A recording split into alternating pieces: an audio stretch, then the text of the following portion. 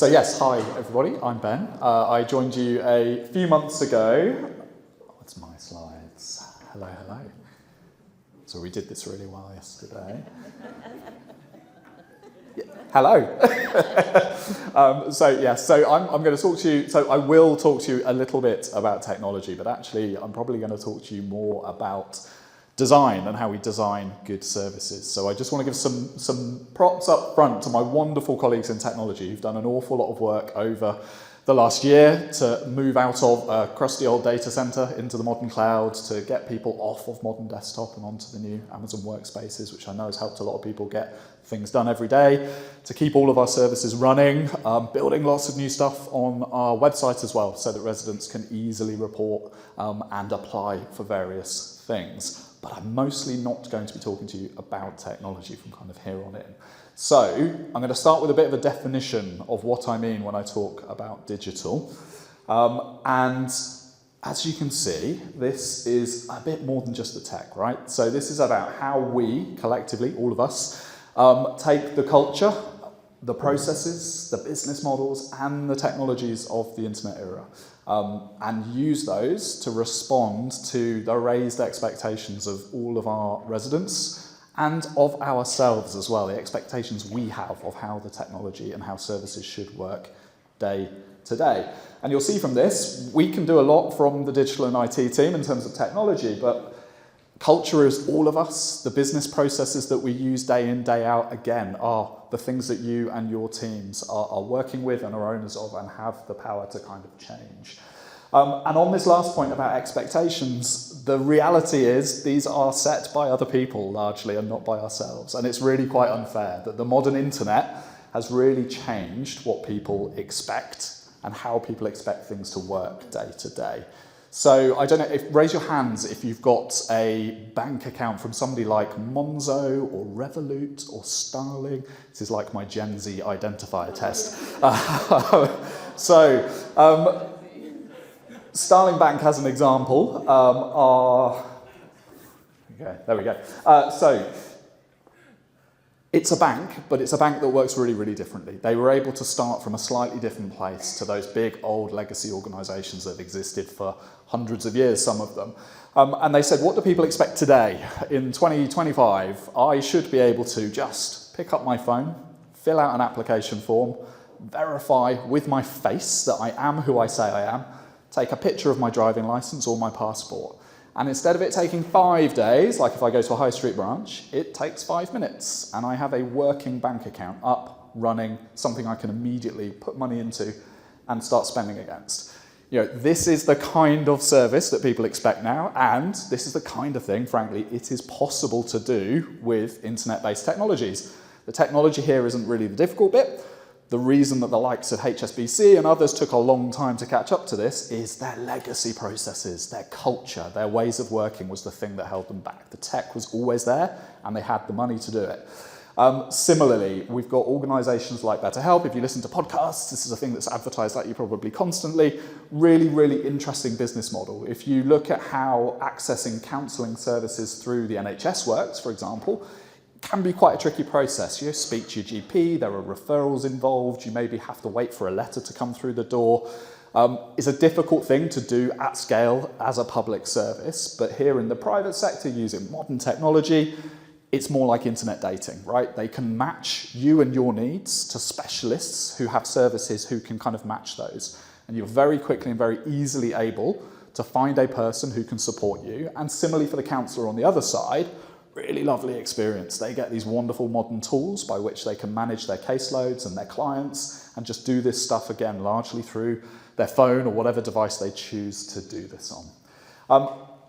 So the good news is, and this is where the history comes in, there's some really great examples in government. And I could point to some good examples from Sutton, but I'm going to tell some stories about some other places. So this is, I'd say, the highest form of praise for a government service is when a random person on the internet on Reddit calls it out as something that's good. So, Penguin Siesta, the passport office is actually good now. So completely, completely unasked, they popped this on and upvoted 328 times. Sent application Monday, old passport Tuesday, received it Wednesday, application approved Thursday, new passport delivered Friday.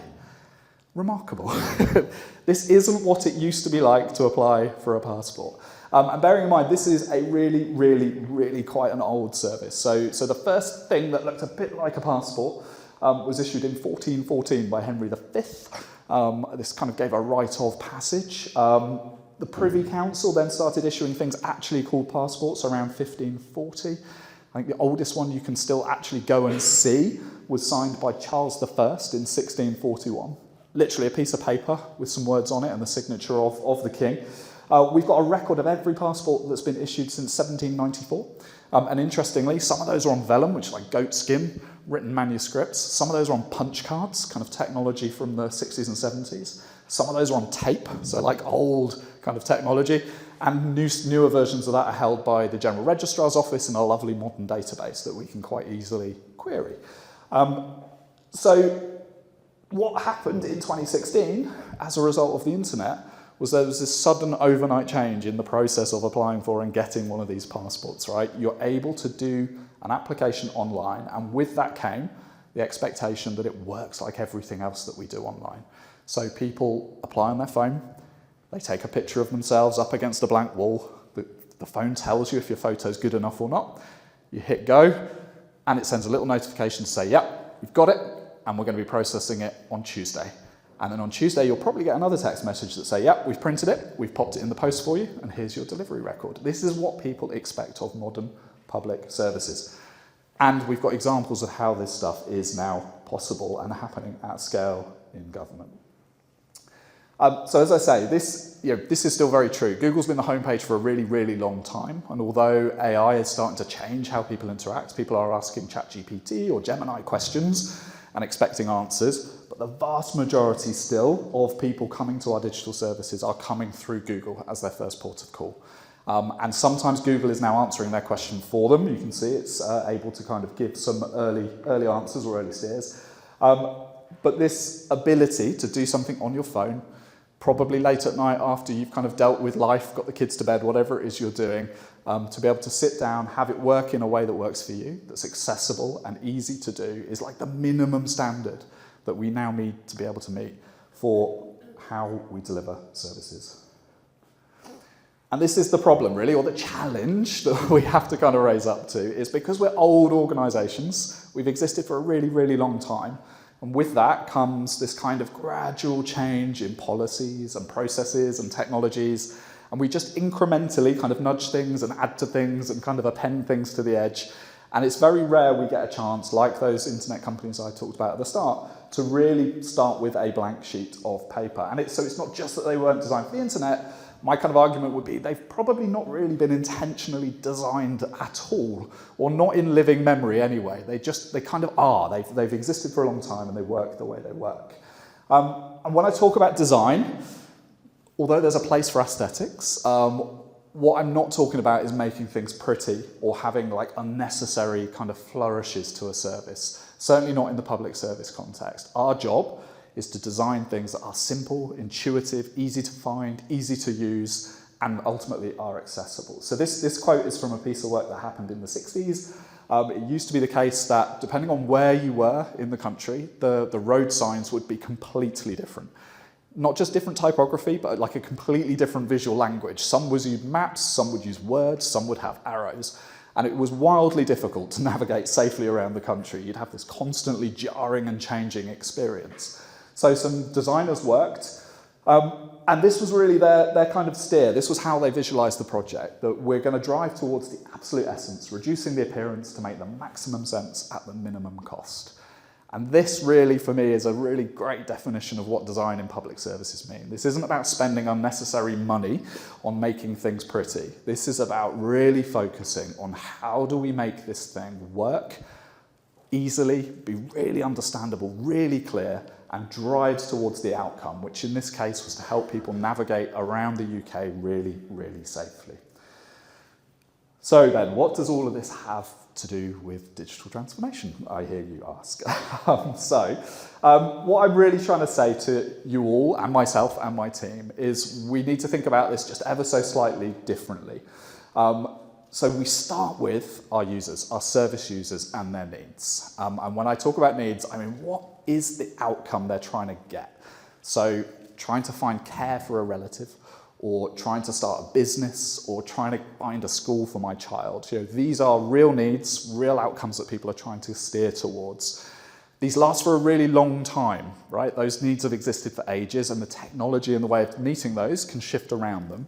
But the harder we focus on these, the more chance we're going to be designing things that work and design things that are actually kind of delivering the types of services we want to deliver. Then we can look at, well, what's the end-to-end experience that somebody has across that service? Recognizing that not everything happens on the internet, right? For a lot of the things we do, very human services, very relational services, at some point, people are going to be interacting with professionals, with each other, with other community organizations. And the good news is we can intentionally design those interactions too. So I did some wonderful work looking at how we might find more adoptive parents for a council. And what we found was actually like the online stuff was part of it, but the biggest thing we needed to change was how the information evenings they used to run happened. So having a completely different approach to designing that in-person interaction, that first time somebody came and met with a social worker, was the bit that really made the difference in trying to compete, in this case, against independent fostering agencies, fostering adoption agencies, to kind of get more of our own homegrown adoptive parents. So we look at the whole experience, not just the digital bit. And again, we can't do all of that from digital and technology. That's a thing we have to do collectively, together, and with our residents. Then we get into the operating model. So this is the kind of stuff we do, our back office processes, our team structures, our ways of working. That's the stuff we can then adapt. And then right at the end, not to do it a disservice, it's important. I love it, I've made a career out of it. But the tech is the bit that comes when we've got the rest of that stuff sorted out. If we lead with technology, too often we will slightly miss the point and we will maybe not deliver the right shape or the right kind of service. So this isn't about importance, this is just about order and process and a way of thinking. And as I've mentioned a couple of times, we have a particular challenge because we don't get to have a blank sheet of paper. So in the kind of construction terms, we talk about greenfield and brownfield sites. So brownfield sites are those that need a bit of work to kind of clean up first before you can really start working on them. That is what a lot of public service design and technology feels like. We have the existing service. We have to keep running it. We have to build the new thing while we're also running the old thing.